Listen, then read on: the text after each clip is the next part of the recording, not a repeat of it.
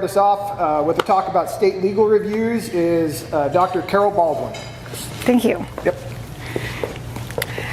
Good afternoon.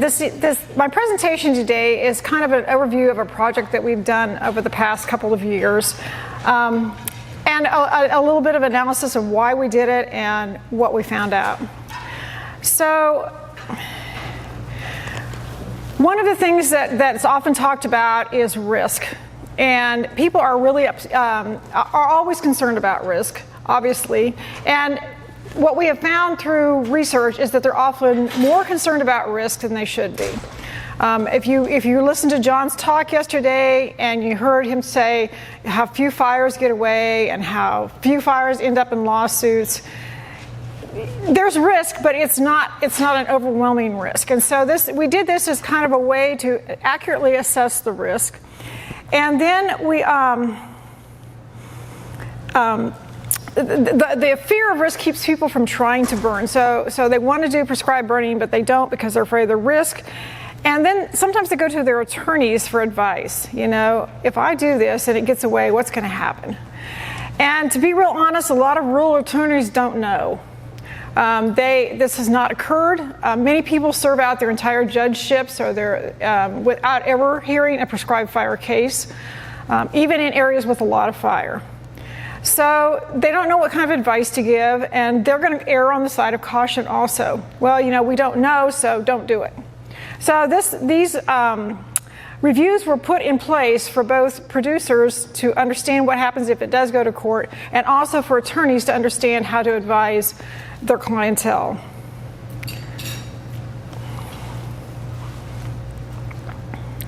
So we did these reviews through Dr. Roger McOwen. He's an ag law specialist at Washburn University in Kansas.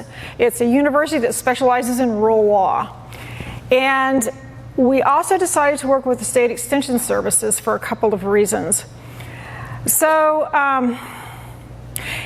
when information comes from a local state extension service, it has a validity for the people in that state that an out-of-state extension or an out-of-state publication does not have.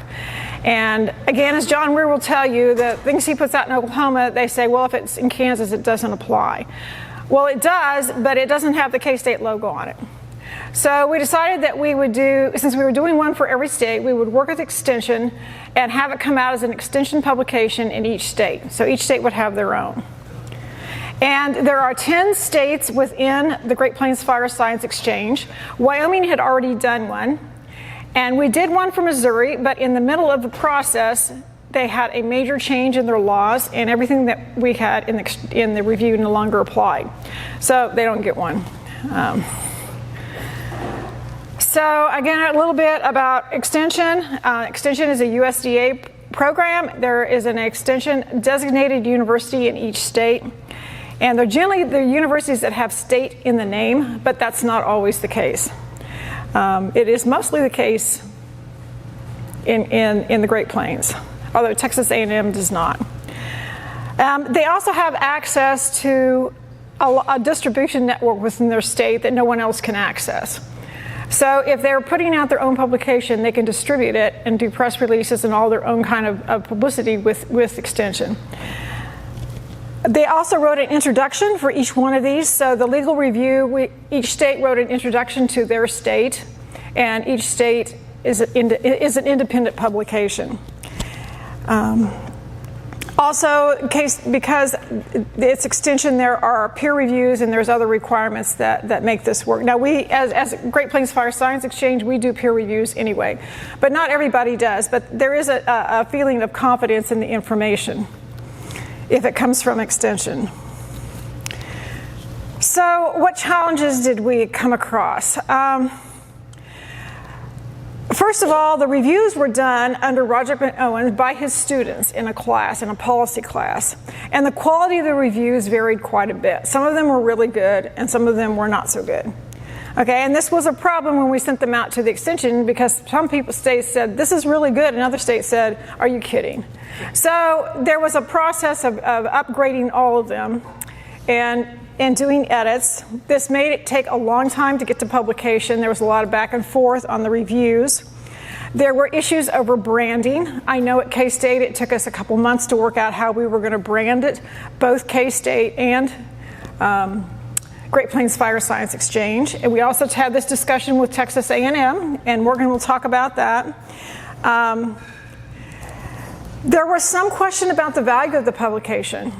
There was like, well, Rangers aren't going to read this. They don't care about this. And it's like, well, that's not entirely our audience that we're trying to reach. You know, we're trying to reach this attorney audience too, which is not a traditional extension audience. And so again, you've got to think a little bit bigger than just the traditional extension people. The changes in state regulations I already mentioned that mostly applied to Missouri. They had a wholesale change. I mean, it was not even close when they got done. So where are we? About 18 months into the process. 2 states have completed theirs, Texas and Kansas. The other 6 states are somewhere along the continuum of editing and publishing. So some of them are just waiting to be published, others still have editing to do. It just depends on where they are. And this part has been a little frustrating, but we're going to hold in there and come through. If I had it to do it again, I would engage with the extension before I ever started the reviews, because we intended to print these all ourselves, and the extension part of it was something we came up with later. But looking back, we should have engaged each state's extension from the start. And again, that would have been a lot of more time up front, but it probably would have been easier moving the process through. When we explain the value, when we explain what we are entirely trying to do, the attorney part and everything, then they're like, oh yeah, now I understand why you're doing this. Okay, but we apparently were not very clear in the beginning, and we did have some people say that it was of dubious value. So I will conclude with my own conclusion from this, is that science without social science is incomplete. You can do the best science in the world, and if you don't consider how it's going to be managed, how it's going to be used, how the message is going to reach the people that need to use it, what the response is going to be, how you can overcome negative response, how can you accommodate if you get a lot of positive response. If you don't do the social science, your science is kind of dead in the water. So that is all, and I will turn it over to Morgan. Do you have slides, Morgan? I don't. No. Okay. And shut mine Do you here. mind pulling up the website though? And Not showing at all. where we can find this stuff? I can get out of here. Good afternoon. While Carol is pulling this up, my name is Treadwell. I'm an extension range specialist at Texas A&M Agri Extension Service. My appointment is very unique in the sense that it's 100% extension. So I do research, I do a little bit of teaching, but those are just extra benefits or perks of the job that I get to do in addition to my formal appointment. So when Carol approached me about this legal review, I was very excited. Number one, prescribed burning in Texas is very complicated. It is in the water code. Statute regulations are found in the water code, are found in the natural resources code, and then are found in the education code in Texas. Try explaining that to a rancher and a landowner who just wants to go and do a prescribed fire on his or her private property. So finding all of these laws and the specific language can be very challenging.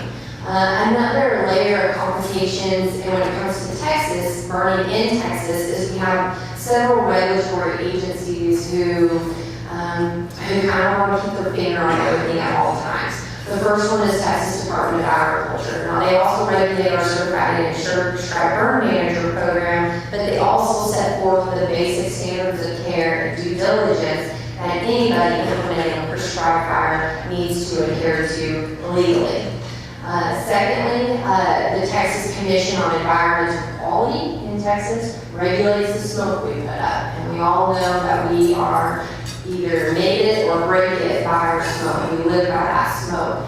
And then last but not least, we also have to adhere to general county codes as well. So county burn bans in Texas can be placed on a county for 90 days. A really common practice in an unfriendly fire county in Texas is extended burn bans that are in perpetual effect. 90 days comes up, commissioners will vote on another burn ban, and it will be reenacted that exact same day. So the governing code in Texas is all over the place. And if you ever talk to John Ware about it, he will rant, and he will rant for hours and days on how messed up prescribed burning in Texas is. It's absolutely complicated. So when Carol approached me about doing this legal review and getting it in a one-stop shop document, I said, absolutely, heck yes, let's get it into an extension fact sheet format that is easy to understand for our landowners and is really relevant to what they're doing. Now, what was also an extra benefit to this legal review, burning brush piles in the state of Texas is considered outdoor burning. It's not considered prescribed burning. And so when our landowners are burning piles, they adhere to a completely different set of statutes that is pretty much 180 degrees different than what the statute calls for prescribed fire for agricultural purposes. So this legal review really revealed a lot of misconceptions that Texas landowners had no idea. Particularly, they had no idea they were breaking the law when they were just burning brush piles. They always thought it was a prescribed fire. No, in fact, you are burning down material that falls under an entirely different code. So developing this fact sheet really revealed a lot of information that is available out there, but furthermore, put it into a more readily available format for our landowners to use. With Texas A&M AgriLife Extension, I am very blessed to work with Tiffany Dowell-Lashman. She's an ag law specialist, and she's also a rancher at heart, and her and her husband run some cows outside of Amarillo. She's from New Mexico, so she's a rancher, she's a lawyer, but above and beyond, she just gets it, and she understands how complicated prescribed burning is in Texas. So when Carol presented me with a law review that was worked up earlier, I had Tiffany read through it. She put her stamp of approval on it, so to speak. Carol and I went back and forth in a couple of reviews to make sure that what Carol needed out of it was what we needed out of it, and everything was in accordance to how my ag law specialist understood the burning laws and regs to be in Texas. So I think that helped streamline the process immensely for those states that haven't developed their ag law reviews. I think if they had a Tiffany Lashman helping them out, that would probably carry the ball a little bit more efficiently across the goal line. The ag law review for Texas and any publications that are from the exchange, from the Great Plains Fire Exchange, can be found on their website. That's gpfirescience.org, and it was also it was very important to me that Texas A&M AgriLife understand that this publication needed to be devoted to Great Plains Fire Science Exchange first. It was their idea. It was where it originated from, and it needed to stay firm. And so AgriLife Extension was very fortunate enough to let me include logos and help with the branding, in addition to it remaining an AgriLife Extension publication. And I think that increases buy-in a little bit, especially from county extension agents or from ranchers who they want the information, but they want to make sure that it's got a branded logo, it's accepted information, and it's been reviewed by the people who do our AgriLife Extension publishing. So Texas, I would say we have our own ball of wax in terms of managing prescribed fire, but when it came to collaboratively working together on this publication, I think it worked out very efficiently, and it was a success. And at the end of the day, that's all that matters to me, and I think that's so important that yes, we're academics, yes, we're doing research, but we're also very much connected to what the Great Plains Fire Science Exchange can do. And usually our main goal and our goals and objectives are the same as what Carol's doing. And so when you hear this information getting pushed out from Great Plains Fire Science Exchange, whether that's through social media, through the Joint Fire Science Program, or just on Carol and Lori's website, you're also getting it from Tiffany's website as well. She runs an ag blog, or you're also getting it from Texas A&M